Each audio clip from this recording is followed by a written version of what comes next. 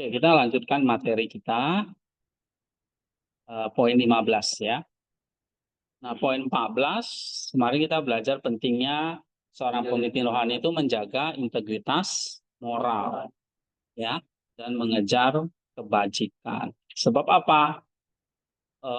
Seorang pemimpin rohani itu dia menggembalakan jiwa-jiwa yang memang cenderung kepada kejahatan. Nah, pemimpin itulah yang harus menjadi teladan bagaimana nanti membawa atau menggembalakan jiwa-jiwa itu kepada kebajikan. Ya, ibarat orang pemimpin rohani itu seperti seorang pelukis yang baik, yang indah. Ya. Nah, kalau kita tidak melukis dengan baik, ya hasilnya lukisannya itu jelek. Kamu pelukis nih, bagaimana nanti kamu akan memimpin gerejamu ya dengan penuh integritas. Tanpa itu ya sulit.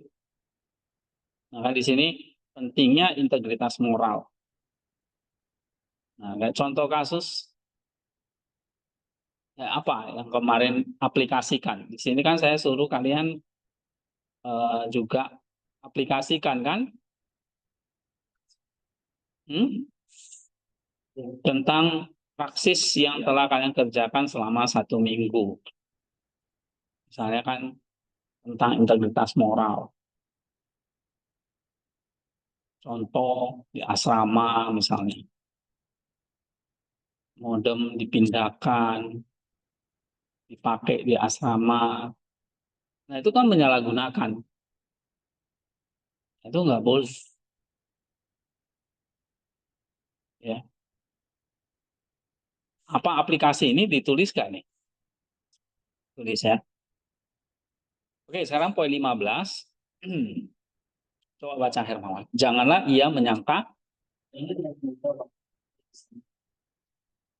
seperti semua orang tidak memiliki perawakan yang sama, ciri-ciri wajah, sifat-sifat binatang, atau sifat-sifat tanah, atau keindahan dan ukuran binatang-binatang dalam bintang bintang dalam semua hal adalah sama. Tapi dia harus menganggap perilaku dasar sebagai kesalahan dalam pribadi. Dan pantas dihukum di bawah aturan hukum dan keras sementara dalam kasus seorang penguasa atau pemimpin itu adalah kesalahan untuk tidak mencapai keunggulan dan tinggi mungkin dan selalu membuat kemajuan dalam kebaikan jika memang dia dengan tingkat kebajikannya yang tinggi untuk menarik orang-orangnya ke tingkat yang biasa kan? bukan dengan kekuatan otoritas tetapi dengan pengaruh juga karena apa yang tidak sengaja selain dari hasil penindasan tidak berjasa dan tidak lama. Karena apa yang dipaksakan seperti tanaman yang ditarik dengan kasar oleh tangan kita, ketika dibebaskan kembali seperti semula. Tetapi apa yang merupakan hasil pilihan adalah yang paling sah dan bertahan lama. Karena dipertahankan oleh ikatan dengan baik. Demikianlah hukum Taurat kita dan memberi hukum kita memerintahkan dengan sangat tegas supaya kita mengimbangkan kawanan domba kita bukan dengan paksaan melainkan dengan sukarela. Ya, 1 Petrus 5 ayat 2 ya. Nah, apa yang diingatkan oleh Gregorius? Nah, Gregorius mengingatkan bahwa tidak semua hal cocok untuk semua orang. Ya, perawakannya, ciri-ciri wajah, sifat-sifat binatang, tanah, bintang-bintang, itu semua berbeda satu dengan yang lain. Wajah aja kita berbeda-beda semua. Nah, ini mencerminkan bahwa setiap pribadi memiliki kebutuhan dan sifat unik yang memerlukan pendekatan yang berbeda. Ya.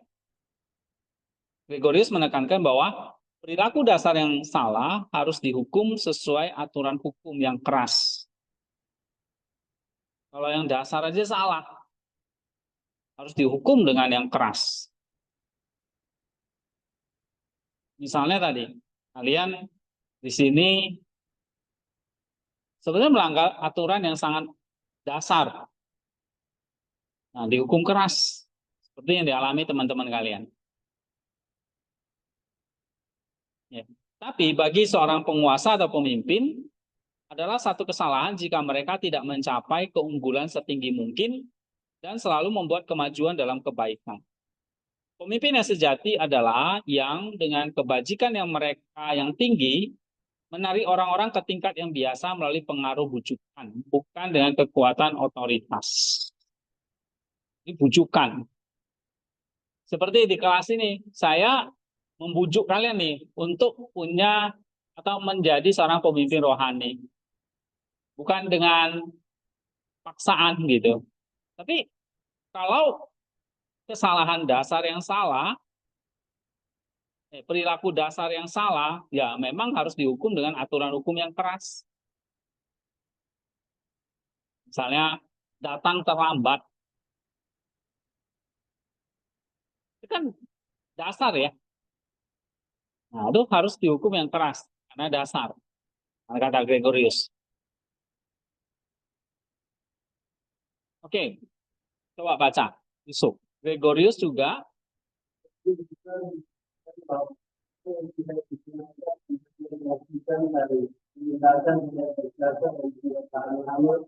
apa yang dipaksakan tanaman yang ditarik dilanggar akan kembali semula. Jika dibebaskan sebaliknya apa yang merupakan hasil pilihan adalah yang paling besar dan bertahan lama dan itu oleh ucapan tindak baik kegaman keagamaan diperluas dan diperluas untuk melakukan orang berubah dan kepada kita yang dipaksakan sesuai dengan iya, jadi nanti kalian akan memimpin domba-domba itu bukan dengan paksaan, dengan bujukan, ya, melalui khotbah. Misalnya ada jemaat yang tidak mau ke gereja, kalian nggak bisa share dia gitu loh.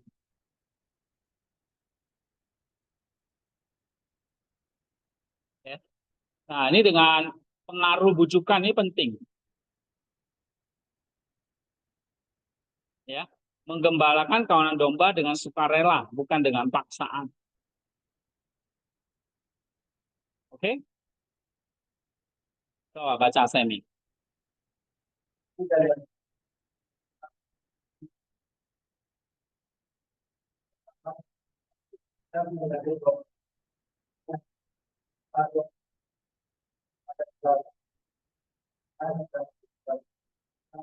Nah, bukan paksaan gitu. Nanti kalian menggembalakan jemaat yang kalian nggak bisa paksa.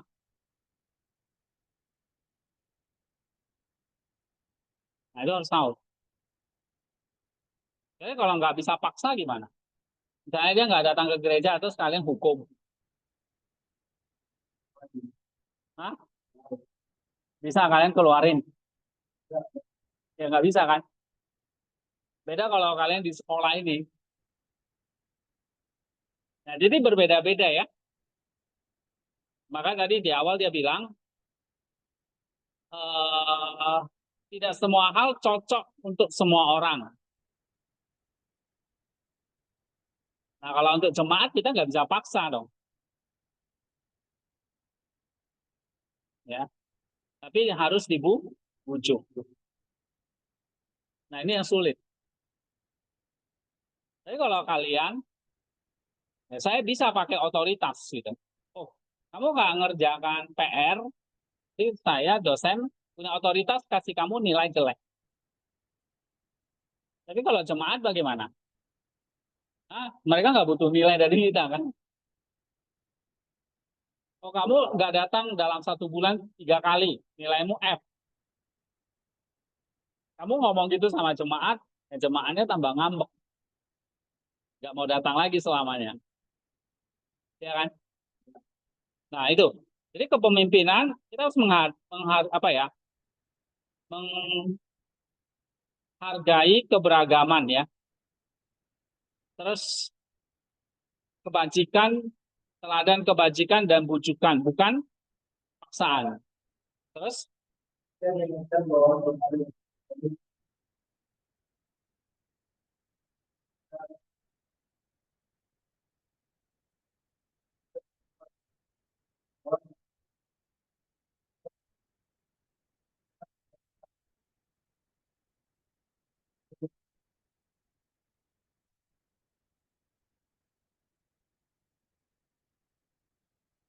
Langgeng. Oke. Nah, ini tentang apa ini? Ingat lagi ya yang saya ajarkan. Paragraf itu apa? Apa intinya?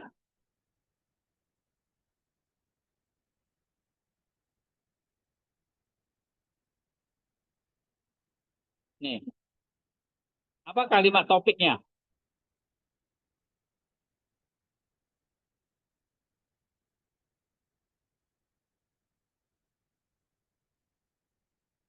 Gimana? Mengembalakan domba dengan? Iya, betul. Alasannya apa?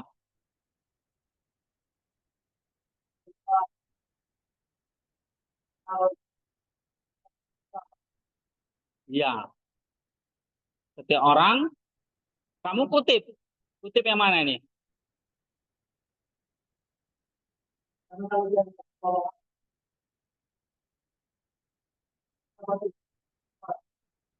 Mhm.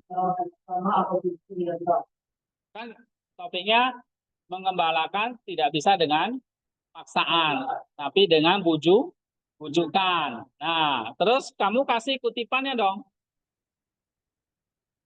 Kalimat pendukungnya apa?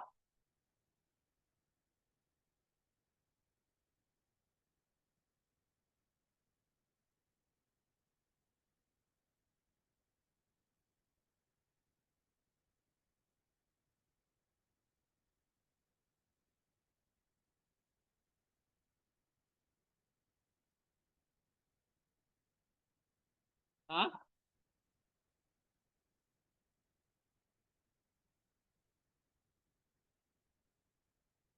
Ini kan bukan dengan kekuatan otoritas, tetapi dengan pengaruh bujukan. Kutipannya apa yang bagus?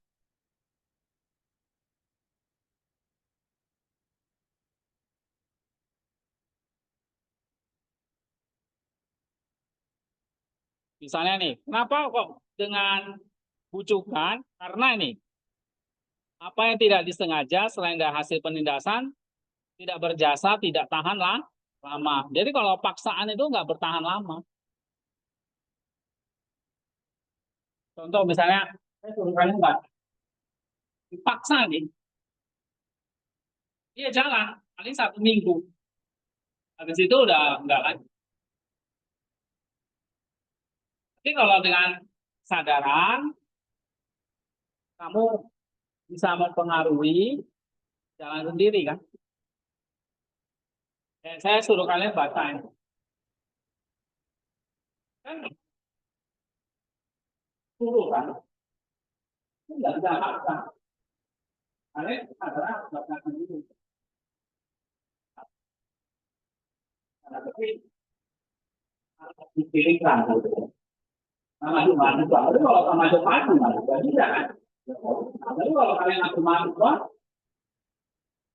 bisa ya. Tapi kalau dipaksa terus, Gregorius apa? Tidak tahan lah. Nah, itu ingat. Jadi kalau kalian mau tahan lama, harus dengan kesadaran. Ya mungkin awalnya saya paksa ya. Tapi kan paling selama semester ini doang. Jadi kalau udah selesai, nggak ada tugas lagi, berarti nggak doa lagi dong. Nah, Clara, misalnya udah selesai dari kelasnya saya, kelasnya Bu Rina, Pak kalian nggak ada doa lagi? Ada kan? Nah, kenapa? Karena waktu kalian mengerjakan ini kan dengan tapi suka nah, ini kamu mungkin. Terus kutipannya apa lagi? Terus,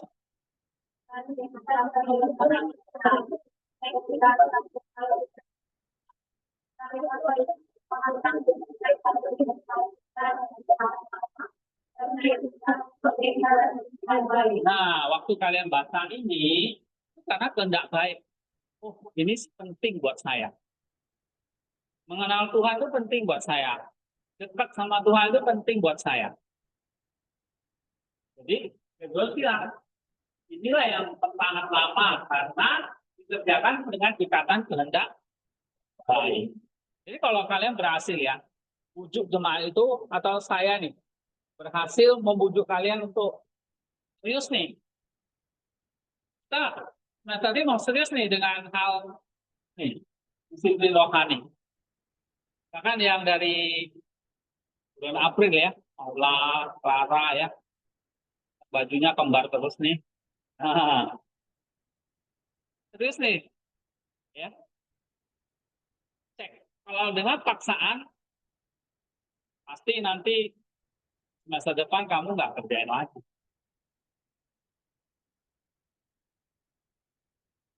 Tapi kalau dengan sukarela, misalkan kehendak baik, maka tanpa disuruh, tanpa ada tugas nih, tanpa kalian harus kumpul di sini, kalian akan kerjakan nggak?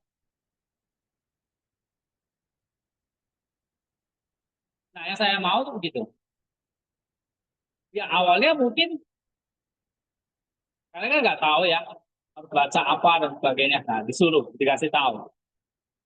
Tapi kerjakanlah dengan nah, karena kehendak baik. Nah, itu dua kamu bisa kutip, ya kan? Tadi satu, terus yang ini dua.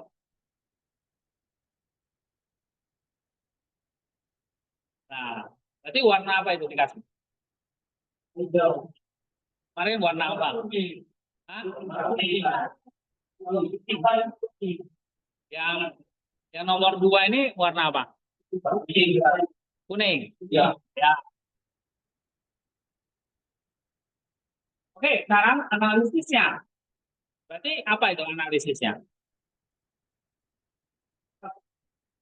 Respon, ya kan? Penjelasanmu apa kira-kira?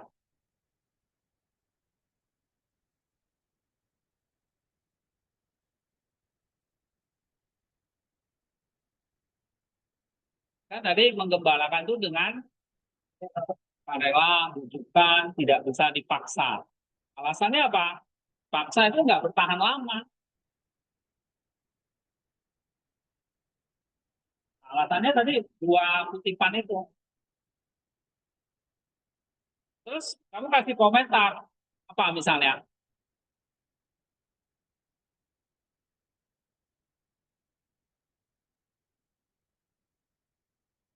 Semua orang begitu yang harus menyadari bahwa semua orang itu memiliki sifat-sifat yang berbeda. Jadi untuk memimpin jiwa-jiwa itu harus dengan sukarela dan tidak ada paksaan. Dengan pelan-pelan kita akan harus setuju, kita harus melakukan dengan sukarela karena jika dipaksa itu tidak akan bertahan lama. Nah itu namanya paraphrase. Kamu mengkalimatkan ulang. Jangan kalimatkan ulang lagi. Karena kamu sudah kutip nih. Ya kan? Sudah kutip ini misalnya.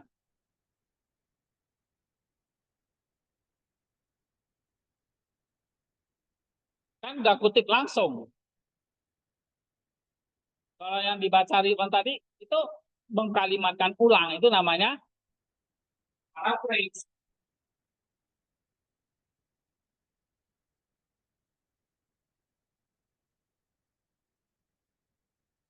Tapi ini kamu memberi komentar. Misalnya nih ya, orang pemimpin rohani harus menunjukkan teladan, hikmat di dalam membujuk atau memberi pengaruh yang baik supaya jemaatnya apa? Taat. Nah, itu namanya analisis. Apalagi?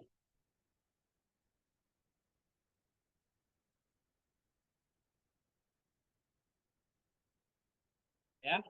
Misalnya, ini kamu bisa lihat contoh di sini kan. Misalnya nih, sebagai pemimpin, nah ini kan, nih kita berusaha mencapai keunggulan dalam kebajikan dan terus membuat kemajuan rohani serta mengembalakan orang-orang kita dengan kasih dan sukarela. Maka melalui pendekatan ini kita dapat menciptakan lingkungan yang penuh dengan kehendak baik dan kebaikan yang langgeng. Nah, itu namanya analisis. Ya. Jadi kamu beri komentar, oh, karena nggak boleh dipaksa nih, harus dengan sukarela. Sebab sesuatu yang dipaksa tidak bertahan lama. Maka kamu sebagai pemimpin rohani harus bagaimana? Unggul dalam iya. Terus buat kemajuan, jangan malah makin stres.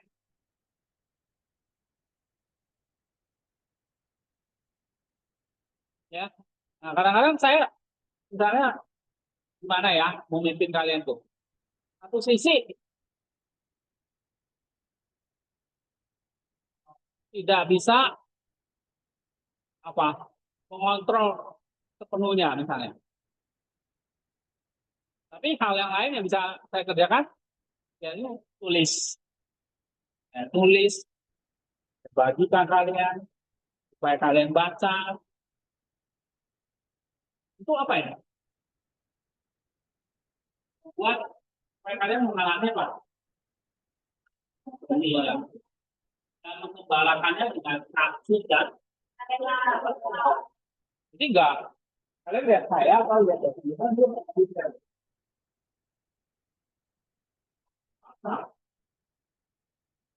Nah, ya.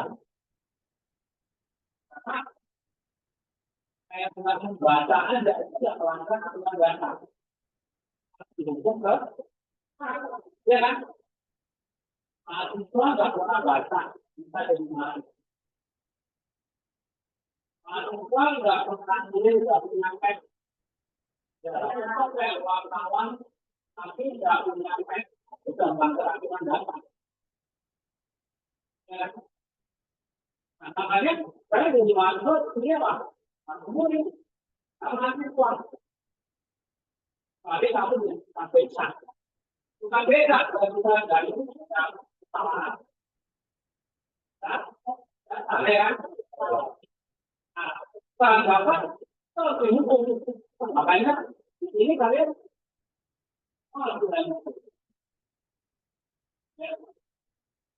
punya tuhan.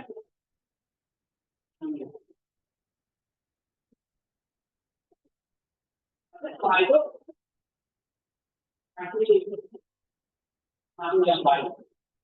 Ya, dan itu jadi saya berusaha apa? Membuat kemajuan.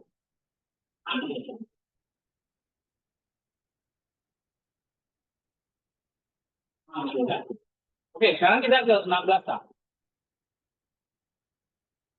Nah, waktu buat ininya,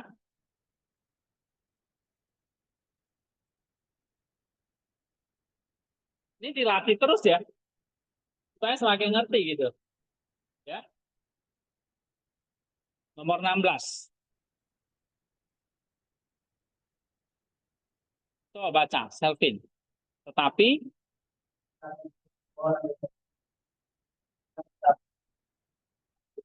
kebajikan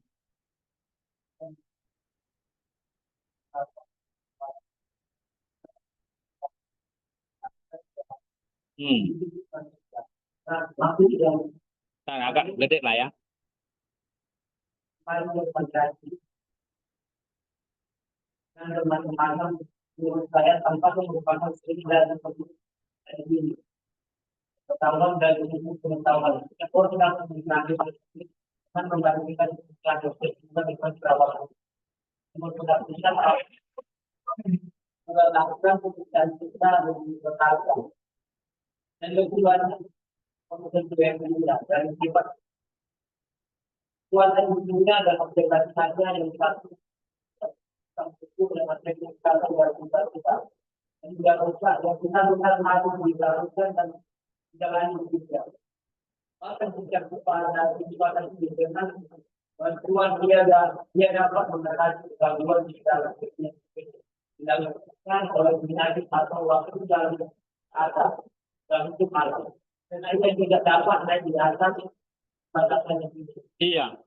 Ada yang paham nggak? Ini maksudnya apa?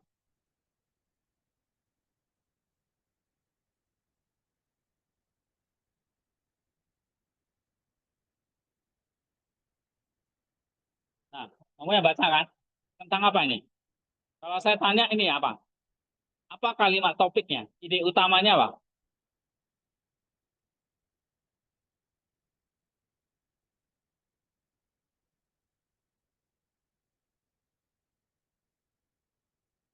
Gregorius lagi ngomong apa sih gitu? Nah,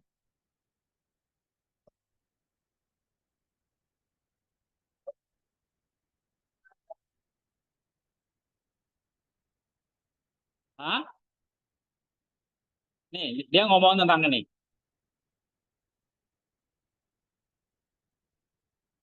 Ya kan? Tentang apa? Kebebasan dari keburukan dan pencapaian kebajikan tertinggi cukup untuk membenarkan seseorang dalam menjalankan jabatan sebagai pemimpin atau pengajar kebajikan. Ya, maksudnya begini, membimbing manusia, ini kan manusia ini yang makhluk yang paling iya bermacam-macam ini. Manusia itu adalah seni dari segala seni, pengetahuan dari segala pengetahuan. Jadi membimbing orang lain itu, saya membimbing kalian ini apa? Ini adalah hal yang kompleks, beda-beda nih semua, gitu, ya. Hal yang kompleks. Nah, bagaimana membimbing kalian supaya punya ini?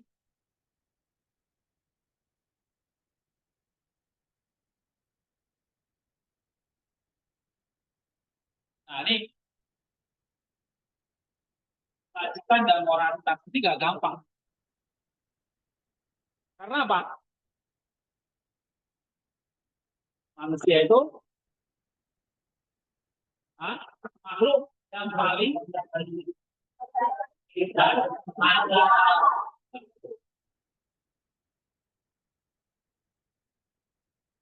Yang aneh-aneh juga banyak. Ya, kayak saya sepikat nih. Kamu ngomong sama orang suka gemetaran, ya kan? Grogi ya. Padahal nggak ada apa-apa gitu. Kalau Samuel, dia ngomong orang kakinya suka goyang, kayak ekor anjing gitu. Ya.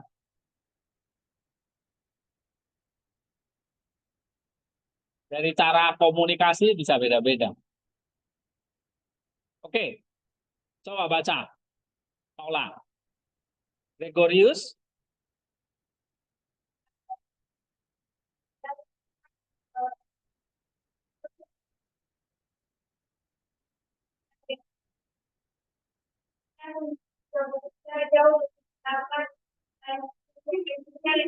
nah itu lihat tuh. Nanti kamu jadi gembala, jadi pemimpin rohani. Tahu kita sebutnya di sini apa? Kamu itu apa?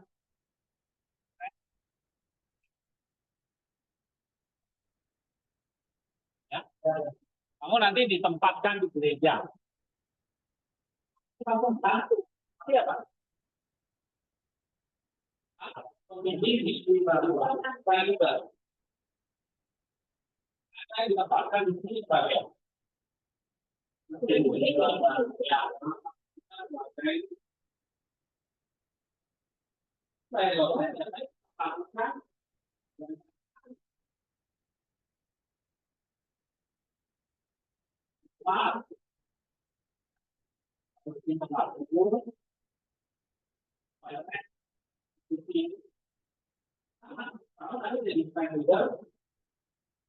kalau pekerjaan kamu, ketika kamu ketemu orang, kamu sebagai trainer kamu harus langsung sadar. Ini jumpa yang saya harus bimbing, tapi tidak bisa dengan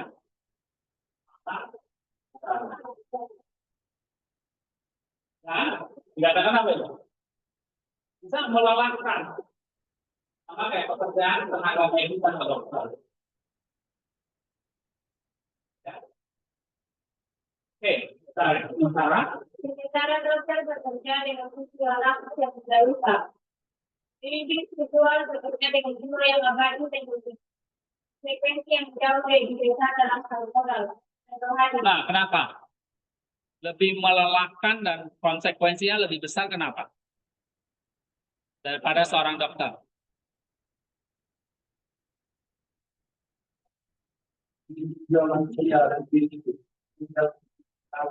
Ya, karena saya membimbing dalam hal moral dan nah, yang nggak kelihatan. Kalau kamu sakit, ini kelihatan kan?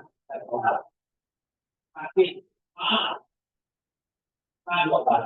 kelihatan soalnya. Kalau moral, rohani, hal-hal disiplin rohani ini salah hati nggak kelihatan. Nah, itu yang jadi lebih kompleks.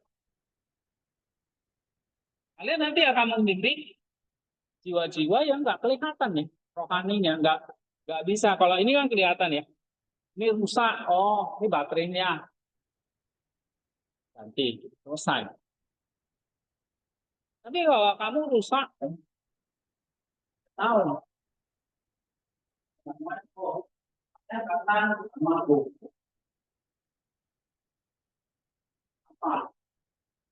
Mabuk aja sendiri.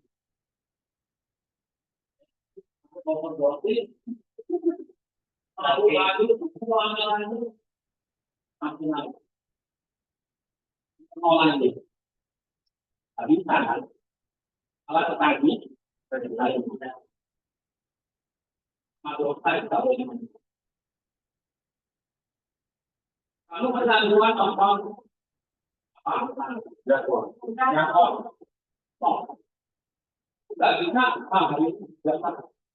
bisa,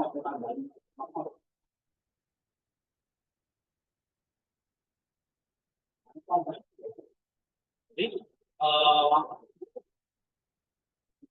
moral dan rohani itu jangan main-main. Coba baca lagi. Kita mengajar bahwa tubuh bahkan dengan bantuan jadi pada akhirnya akan hancur oleh penyakit atau waktu. Sesuai dengan hukum alam seperti yang disebutkan dalam kejadian tentang yang tadi. Iya.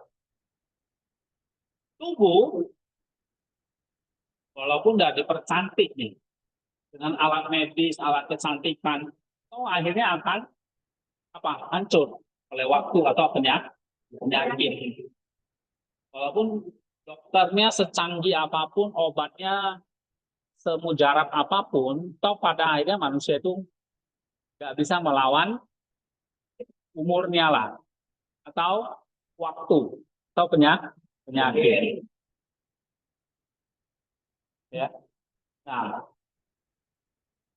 kalian punya tugas yang jauh lebih besar, karena moral rohani itu hal yang berkaitan dengan kekekalan.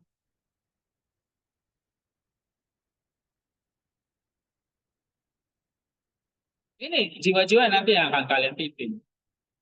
Ini nggak main-main. Bukan cuma sekedar masalah tubuh ya. Tubuh itu akan hancur nanti. Tapi kalian membimbing jiwa rohani yang kekal. Ini kekal ini. Karena nggak kelihatan. Tuhan ciptakan, nanti kalian belajar di matematika itu jiwa atau roh manusia itu kekal. Nah, Gregorius tadi tahu nih sekarang kompleks. Terus baca lagi.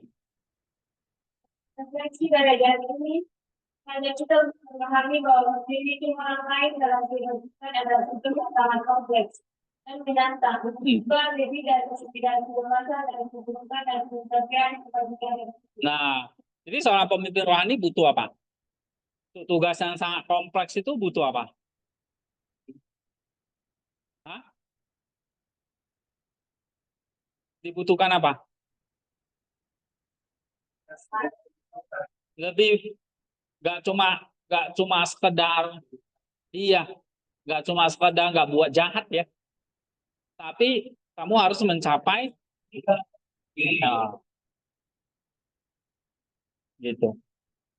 Terus Dan mulai melakukan ketakutan yang mendalam dan pemahaman yang kuat tentang manusia dan kesejahteraan mereka.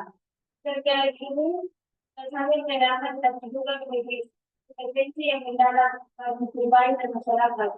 Keputusan yang bekerja dengan tubuh yang ragu, seorang pemimpin spiritual harus bekerja dengan jiwa yang membutuhkan perawatan dan kebijakan dan kehadiran yang spiritual.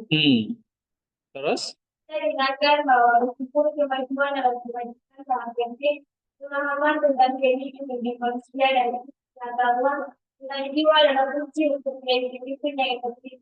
Ini mengajak kita untuk terus belajar mengembangkan kemampuan kita dan menyadari tanggung jawab besar yang kita emban dan menjadi orang lain. nah inilah nanti kalian di sekolah ini kalian tuh belajar jadi dokter untuk pengetahuan tentang jiwa, dokter jiwa. Ya. Hanya kamu belajar nanti skizofrenia, belajar teologi, belajar nanti filokalia.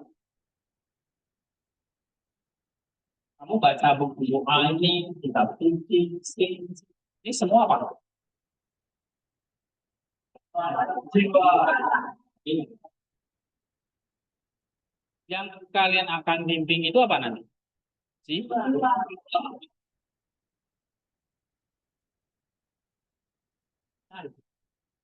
Maka kalian harus terus apa? Belajar.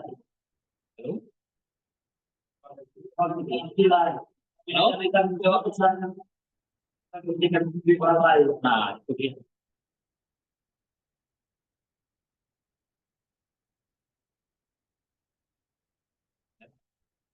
Terus? Dengan demikian, kita dapat memberikan bimbingan yang tepat dan motivasi serta membantu orang lain bisa meningkatkan dan kesejahteraan rohani dan Nah, itu.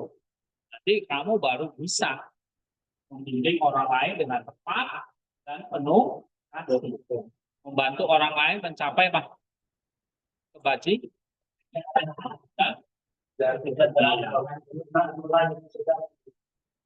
Yang tadi sampai teosis itu. Oke? Nah, itu. Coba nomor 16 ini apa?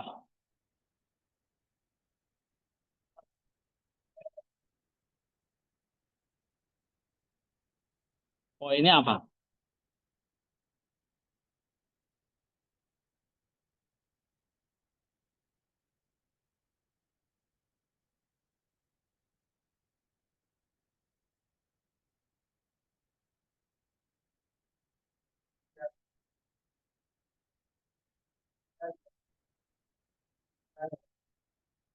Iya. Jadi intinya apa tadi? Yang mau disampaikan, seorang pemimpin rohani itu mengemban satu pekerjaan yang apa? Yang lebih melelahkan, lebih berat daripada seorang dokter. Itu kan? Nah, kutipannya apa misalnya?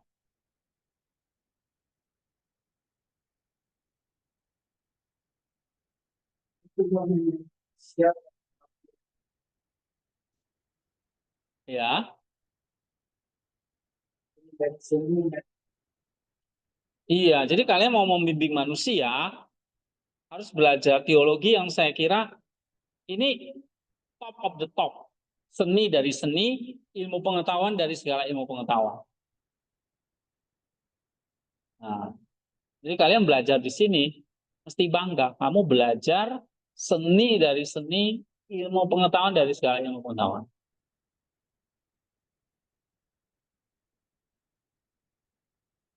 Ya, cuma ya kalian harus bayar harga, tenaga, uang dan segalanya. Ya banyak yang juga saya kecewa ya. Masuk jadi sekolah teologi itu pilihan terakhir. Ya, padahal kalian inginnya misalnya ke ekonomi atau bisnis atau dokter gitu.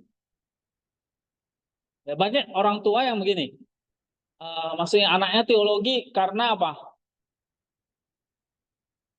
Itu gratis, nggak perlu bayar. Ya, jadi kalau masuk teologi tiba-tiba jadi miskin misalnya. Padahal teologi ini kata Gregorius apa? Seni dari ilmu pengetahuan dari.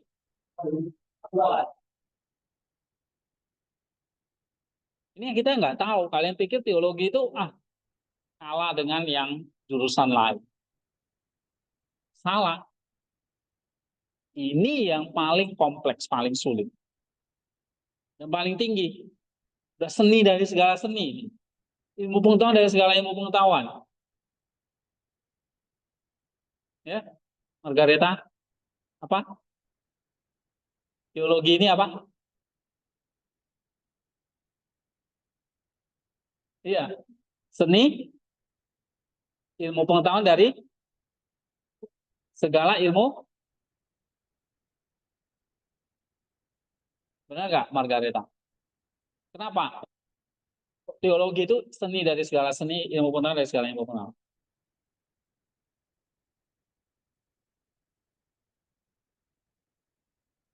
Nah, Gregorius kasih contoh. Pekerjaan dokter, merawat tubuh. Ya kan? Itu mungkin udah sulit gitu. Belajarnya mesti banyak. Dan tubuh itu juga pada akhirnya binasa. Rapuh. Sedangkan teologi ini mempelajari tentang jiwa yang kekal, yang nggak akan binasa. Sehingga memang ini satu ilmu yang kekal,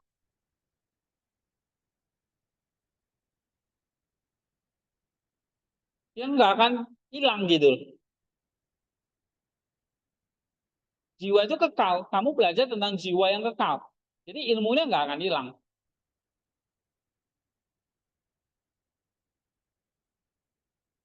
Ya, pelajari tentang tubuh yang binasa aja kompleks.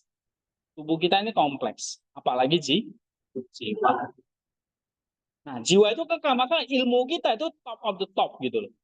Paling tinggi dan paling tinggi. Dia kasih contoh kan dokter ya. Pekerjaan dokter. Dokter jiwa dengan perawatan tubuh. Melelahkan, kompleks soalnya. Tapi itu masih kalah dengan teologi. Kenapa? Karena kita mengatasi jiwa yang kekal.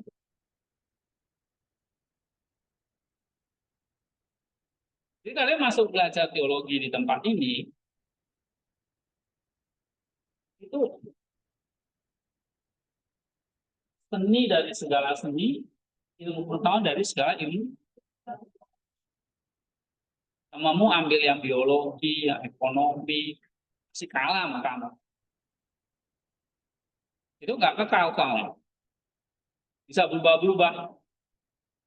Kamu belajar apa nih? Tentang tubuh aja bisa berubah-berubah. Kamu belajar tentang bangunan misalnya, bisa berubah-berubah. Yang semuanya nanti akan hancur katanya. pada hukum alam, tapi jiwa enggak.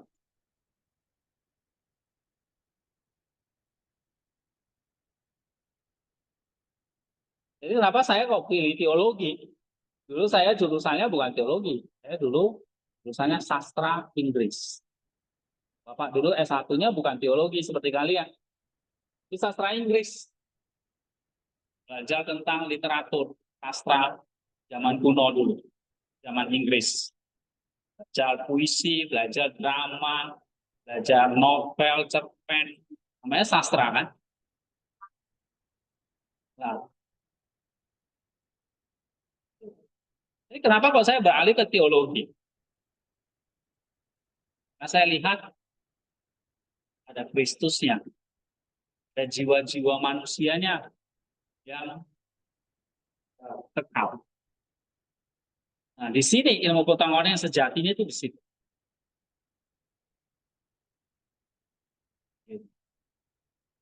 Belajarnya di sini. Sampai sekarang, dari tahun berapa ya? Sudah 25 tahun. Dari tahun 2000.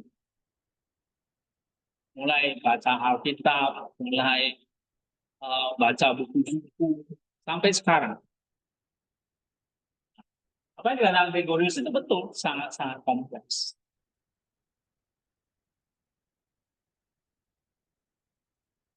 Dan kalian di sini kayak kelinci percobaan.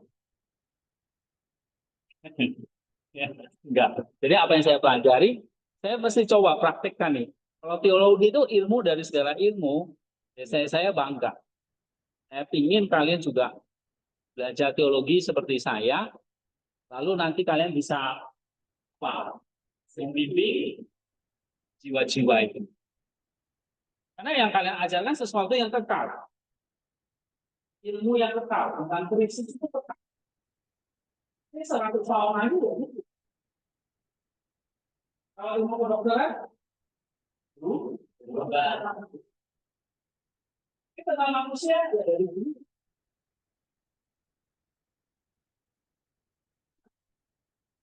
Manusia mau 100 tahun lalu dengan tahun yang akan datang, dengan komposisinya sih.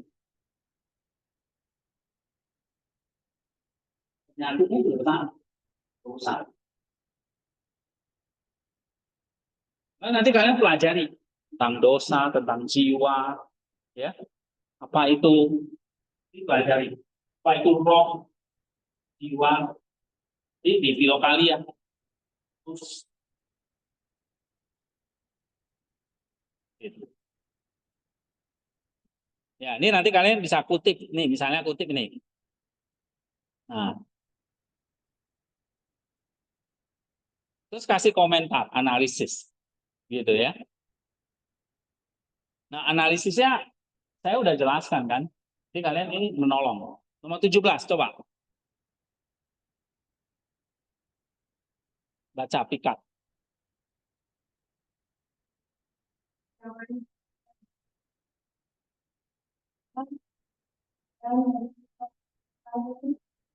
Mengambil bagian dalam mengerjakan kembali dan mendorongnya, maupun juga ia Terikat. terikat pada sifat yang lebih rendah. Mungkin memang Coba baca aja, lain kali baca maju supaya lebih cepat ya. Coba baca. Nanti siapa yang punya baca berdiri di sini. Karena kalau di ujung nggak terlalu kelihatan. Ayo.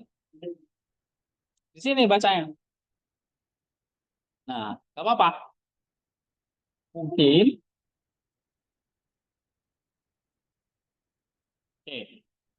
Mungkin memang ada alasan lain. Hah? Mana yang kelihatan? Sini aja. Sini. Ya.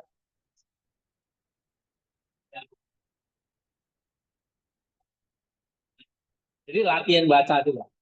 Ini. Kelihatan nggak? Lebih dekat kan? Nah, terus mungkin memang ada alasan lain sisi ini yang hanya dapat kita diri tegak dong. Hah? Apa? Dia berdiri tegak, latih confidence. Nah, mungkin memang ada hal ini yang lainnya dapat diketahui oleh Allah yang mengikat mereka bersama dan mereka yang bersalah alam dari misteri semacam itu, tetapi sejauh yang kenapa bungkuk? Gak ada, kelihatan jelas. Terus, tapi coba sini aja. Kok kayaknya nggak kelihatan kamu? Iya, ini kan lebih jelas. Iya, berdiri. Tapi nggak usah malu. tetapi Tapi sejauh yang saya yang saya dan orang-orang seperti saya dapat pahami, ya, ada dua. Pertama, agar mereka mewarisi kemuliaan yang di atas melalui perjuangan dan pergumulan, Efesus 6 ayat 12, Ya. dengan perkara-perkara yang dibawa diuji seperti emas dalam api, seperti 1 ayat 7, dengan perkara-perkara yang dibawa ini dan memperoleh benda-benda yang menjadi pengharapan kita sebagai hadiah kebajikan dan tidak semata-mata sebagai karunia Allah. Ini memang kehendak kebaikan yang baik untuk menjadikan kebaikan sebagai diri kita sendiri, bukan hanya karena taburkan di dalam kodrat kita, tapi akan ditumbuhkan oleh pilihan kita sendiri dan oleh dorongan kehendak kita yang bebas untuk bertindak ke arah manapun. Alasan kedua adalah bahwa ia dapat menarik dan mengangkat ke surga sifat yang lebih rendah dengan secara bertahap, membebaskannya dari kekotoran agar jiwa dapat menjadi bagi tubuh apa yang Allah bagi jiwa dengan sendirinya, memimpin pada hal-hal yang bermanfaat dan menyatukannya sebagai sesama hamba kepada Allah. Iya. Nah, Pikan, apa yang kamu baca misalnya tentang apa ini?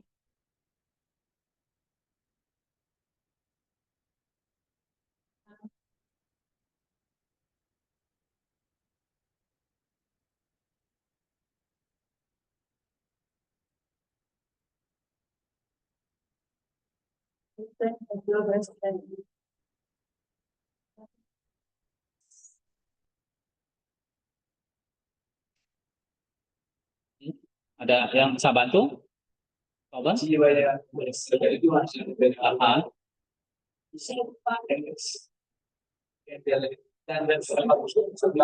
Ya.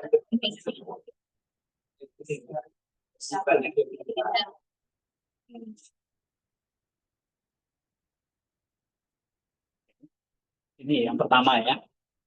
Ini jiwa berasal dari Tuhan. Kalau kamu belajar tentang jiwa, ilmu teologi itu dari mana? Dari Tuhan. Dari Allah mewahyukan, menyatakan dirinya. Kita belajar dari situ. Misalnya ditulis dalam kitab suci. Ya. Cerita-cerita yang kalian baca itu semuanya dari mana? Dari saya ngarang?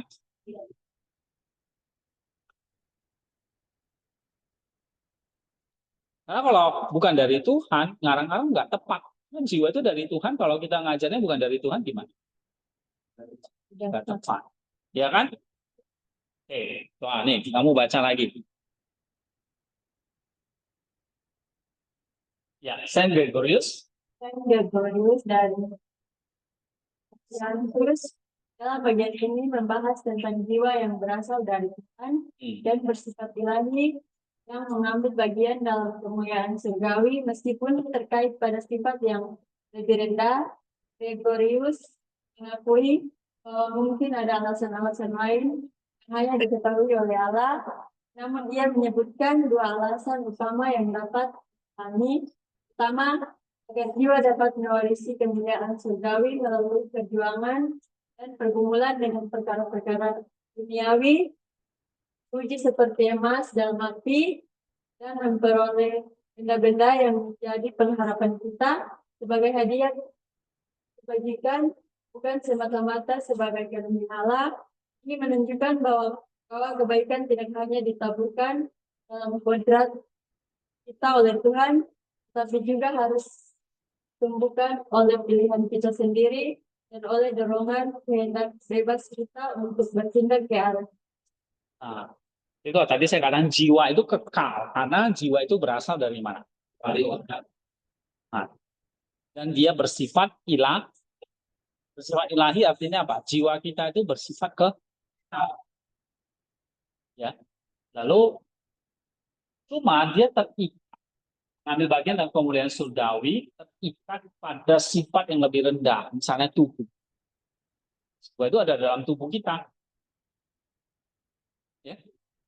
Terus, nah, itulah sebabnya kita kalau belajar dari seorang pemimpin rohani yang memimpin jiwa tadi, kita harus ngerti. Pertama, jiwa itu apa? Mewarisi kemuliaan surgawi. kemuliaan surgawi. Tapi melalui apa? Perjuangan dan pergumulan. Yang kedua apa?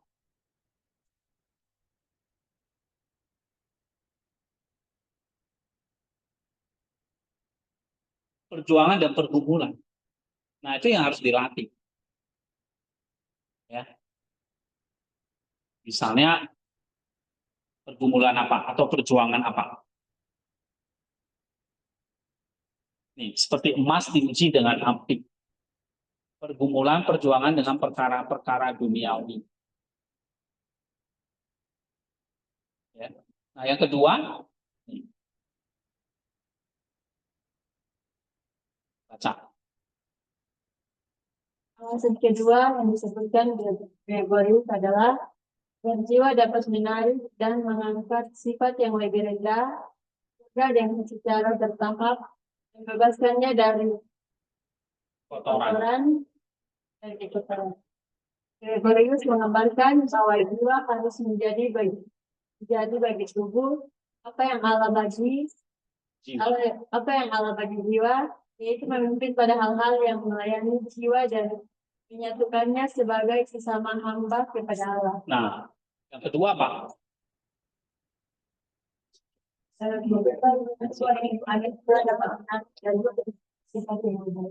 Nah, jadi kan jiwa masuk ke dalam tubuh yang lebih rendah. Supaya yang lebih rendah tubuh ini diangkat kepada A oleh Ji. Jadi yang menuntun tubuh kita apa? Jiwamu harus menuntun tubuhmu. Tubuhmu misalnya mulutmu ingin berkata jahat. Tapi jiwamu harus mengatakan jangan. Nah, ini jiwamu memimpin mulutmu pada hal yang kekal jadinya. Karena tidak berkata jahat. Atau bahkan mengucapkan berkat. Itu maksudnya. Jadi jiwamu memimpin tanganmu, mulutmu, matamu, telingamu, pikiranmu. Ya. Semualah tubuh ini pada apa? Membebaskannya dari kotoran, mengangkatnya ke surga. Maka jiwanya yang harus di-maintain di sini. Jiwanya harus dijaga. Makanya saya nggak suruh kalian olahraga badan, enggak. Olahraga jiwa. Nah, ini kayak vitamin. Tubuh butuh vitamin, ya kan? Jiwa butuh sama, butuh makanan. Tubuh butuh makanan, jiwa butuh makanan. Apa makanannya? Kitab suci. Wow. Baca buku, misalnya Saint dan sebagainya. Baca buku seperti ini. Itu makanan buat jiwa, supaya jiwamu apa? Jiwamu itu apa? Bisa menarik dan mengangkat sifat yang lebih rendah itu apa? Tubuh tadi kan? Ke surga secara bertahap. Membebaskannya dari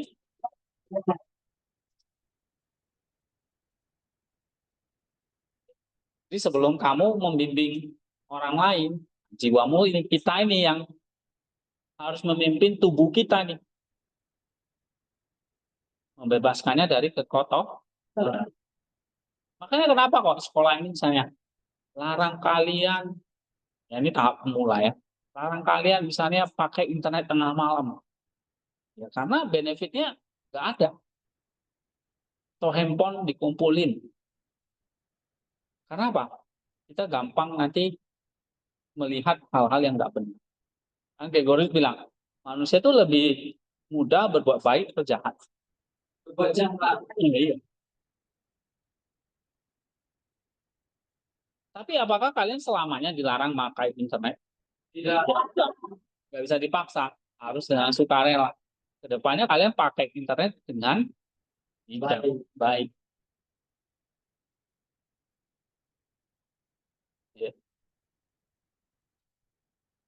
Oke, misalnya nih, kalau saya suruh kalian bikin kalimat topiknya apa? Jiwa itu terus apa lagi?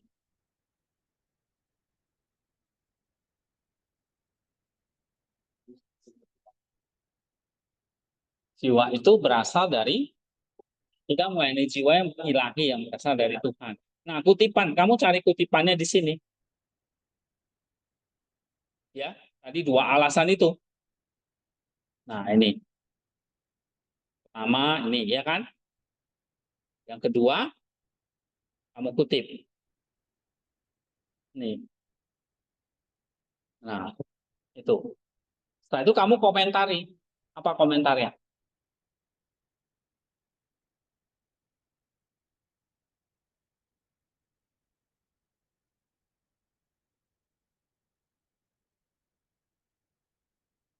Sekarang kamu mulai paham nih. Kenapa kok tadi saya katakan jiwa itu kekal? Oh, ternyata satu. Jiwa itu berasal dari bersifat ilah. Jadi jiwa itu mewarisi kemuliaan surgawi melalui perjuangan dan pergumulan. Yang kedua, jiwa dapat menarik dan mengangkat sifat yang lebih rendah ke surga dengan secara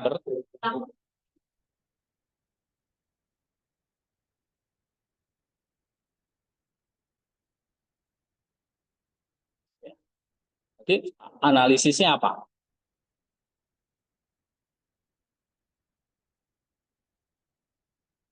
Analisisnya misalnya kamu lihat nih, oh, salah satunya perjuangan dan pergumulan dalam kehidupan adalah bagian dari proses mewarisi kemuliaan surgawi. Nah, itu ternyata melalui jiwa kita akhirnya dapat warisan surgawi. Jadi kenapa kok manusia bisa hidup kekal? Jiwa dari karena manusia punya jiwa yang gitu ya.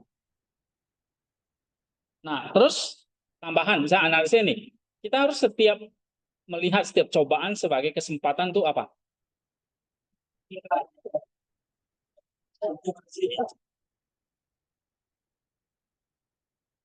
Apalagi?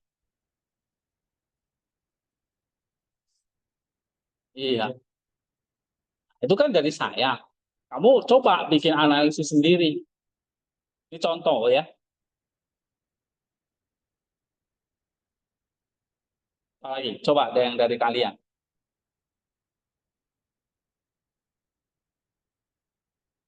Misalnya apa? Oh, menjadi seorang pemimpin rohani. Ya. Apa?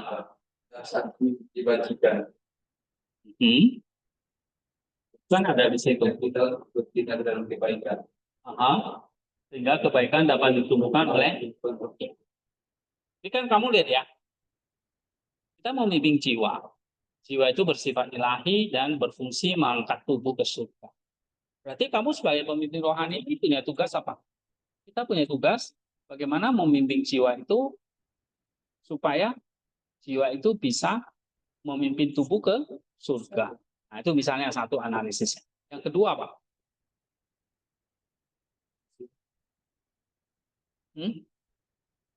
Misalnya kamu akan ngomong, pemimpin rohani ya harus peka misalnya dengan jiwanya dulu. Lalu bagaimana mengajarkan umat supaya memiliki jiwa yang memimpin tubuhnya ke surga. Itu kan kamu bisa tambahin seperti itu. Jadi nggak harus selalu ambil dari buku. Kamu bisa buat sendiri gitu. Ya. Oke, coba duduk. Kan. Ya.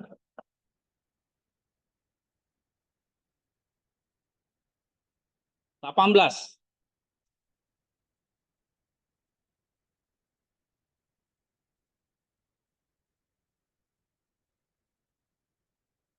Coba baca nih, Neti. Sini, oh buat. Lumayan jelas. Nah, mana?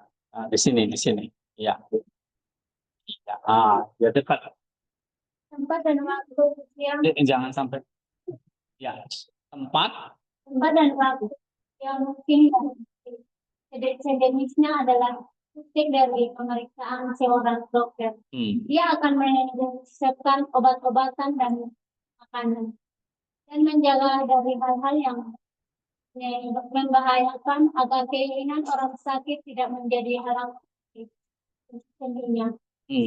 Kadang-kadang dan dalam kasus tertentu dia akan menggunakan kauter atau pisau atau pengobatan yang lebih keras.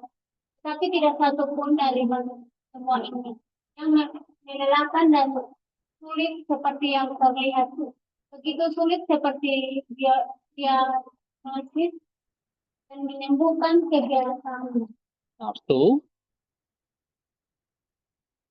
Untuk kehidupan, kemauan, dan apapun yang ada dalam diri kita, dengan membuang segala sesuatu yang kasar dan dari sifat majemuk Kita. dan memperkenalkan dan membangun sebagai penggantinya apa yang betul dan di alam. Akan menanam secara adil antara jiwa dan tidak membiarkan yang lebih tinggi disukai oleh yang Kuasai. Oleh yang lebih rendah. Ada yang menjadi ketidakadilan besar tetapi tunduk pada kekuasaan yang berkuasa dan memimpin apa yang secara alami menempati posisi kedua. Sebagaimana yang diperintahkan oleh 9 yang dengan sangat baik diberlakukan pada seluruh ciptaan yang baik terlihat maupun yang terlihat oleh kita. Oke. Nah, bagian ini menjelaskan apa? Perbedaan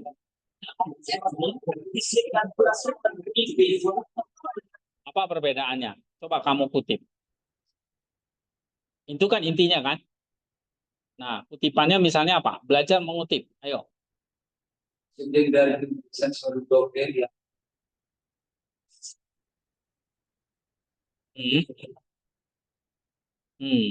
Kan ada perbedaan nih pekerjaan dokter fisik dengan pemimpin spiritual atau pemimpin rohani. Lalu kalimat pendukungnya apa?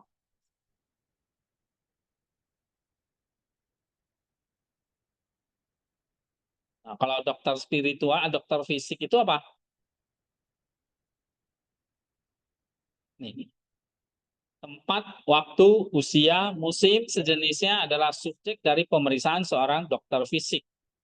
Maka dia meresepkan obat atau makanan ya, menjaga dari hal-hal yang membahayakan agar orang sakit itu sehingga orang sakit tidak menjadi halangan bagi seninya. Nah, ini satu. Ya. Atau dokter itu juga kadang-kadang pakai pisau atau pengobatan yang lebih keras. Ya. Nah, sedangkan Tetapi tidak satu pun dari semua ini yang melelahkan dan sulit seperti yang terlihat. Dibandingkan dengan ini, menyembuhkan kebiasaan, nafsu, kehidupan, kemauan. Nah, ini kamu bisa kutip ini. Ya kan? Terus apa analisismu? Jangan lihat ini dulu. Yang ini. Jadi ada perbedaan nih. Satu dokter fisik, satu spiritual. Perbedaannya apa di sini? Nih, pemimpin spiritual itu apa?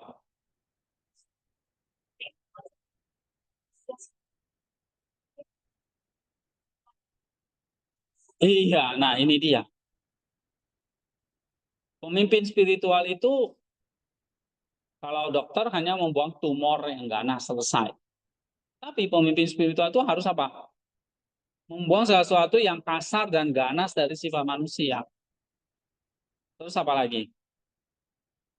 Pemimpin spiritual harus menangani secara adil antara jiwa dan tubuh. Memastikan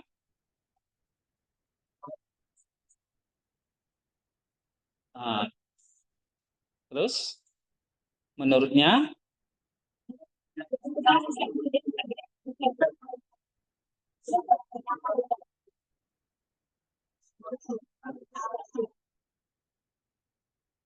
lebih sulit. Nah, itu kan tadi ya analisisnya. Ini kamu bisa ambil. Gregorius mengajak kita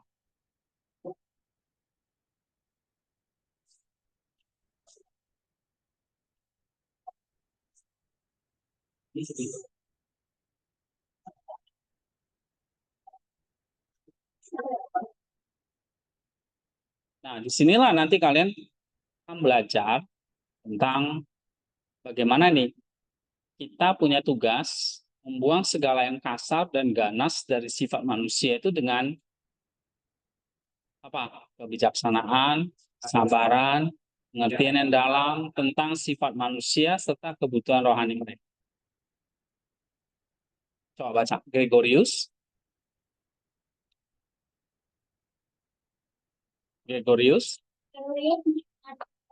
Kita harus membuang sifat negatif dan menggantinya dengan kebijakan kebajikan yang dari Allah. Ini juga mengajarkan pentingnya keseimbangan antara jiwa dan tubuh. Memastikan bahwa jiwa memimpin tubuh dalam hal-hal yang melayani dan laki-laki. Nah, itu. Nah, ini sulitnya di sini. Kita harus mulai buang nih sifat-sifat negatif. Ya. Ganti dengan apa? Allah. Apa? Kebajikan Allah. Iya. Terus apa lagi?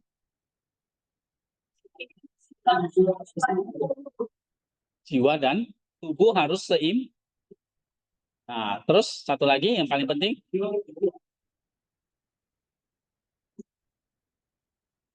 jiwa memimpin tubuh. Nanti saya kasih contoh apa? Misalnya tadi mulut. Mulut ini harus dipimpin oleh apa? Jiwa. Contohnya gimana? Mulut ini mau berbahasa kotor, tapi kita jangan. Terus kita tidak jadi untuk berbahasa kotor. Itu Ya. jiwa itu hati itu dari mulut. Mulut ke tingkat yang lebih tinggi. Ya, itu satu ya. Misalnya mata, tangan dan sebagainya begitu. Tangan misalnya ingin mencuri. Tapi jiwa berkata, tapi kalau jiwanya setuju ya udah selesai. Nah, ini yang dimaksud tadi, memastikan bahwa jiwa memimpin tubuh.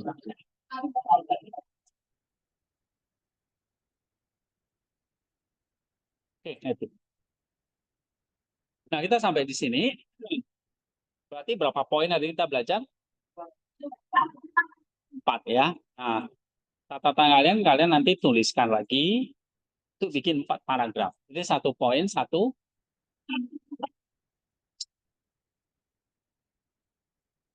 Ada yang mau ditanyakan? Kamu kok udah ngantuk? Pagi-pagi belajar sudah ngantuk. Hah? Gak enak badan. Jiwanya harus semangat. Maka badanmu akan, iya. Tadi ingat, jiwa yang memimpin tubuh. Nah, jangan biarkan apa ini? Jiwa dikuasai oleh tubuh. Iya. Penting jiwanya ini. Ya, Yusuf.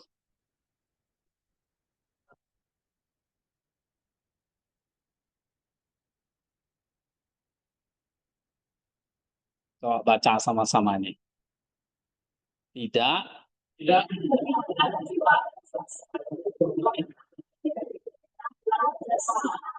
Tapi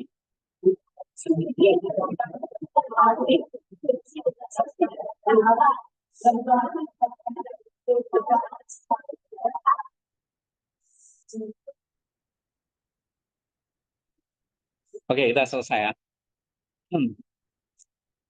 Mari kita berdoa.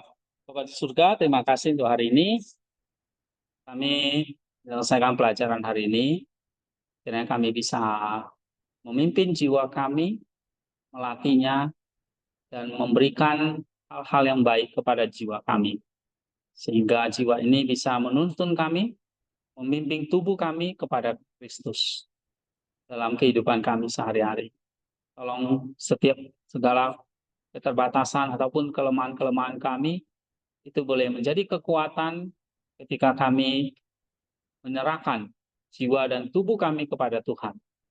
Tuhan pakai kami, bentuk kami, didik kami di tempat ini menjadi pemimpin-pemimpin spiritual yang bisa memimpin jiwa-jiwa, memimpin orang lain untuk memiliki jiwa seperti Engkau ya Tuhan. Kami bersyukur untuk hari ini telah memberikan kami pelajaran yang merupakan seni dari segala seni, ilmu pengetahuan dari segala ilmu pengetahuan. Karena apa yang kami pelajari adalah hal-hal yang bersifat kekal. Sebab jiwa Tuhan telah berikan kepada kami bukanlah jiwa yang sembarangan, tapi jiwa yang memberikan kami kekekalan kepada kami. Sehingga kami boleh terus hidup dalam kekekalan bersama dengan Kristus. Terima kasih untuk segala berkat-Mu. Tolong kami sepanjang hari ini. Di dalam nama Tuhan Yesus Kristus, Tuhan dan Juru Selamat kami sudah berdoa. Amin. Ya. Absen dulu.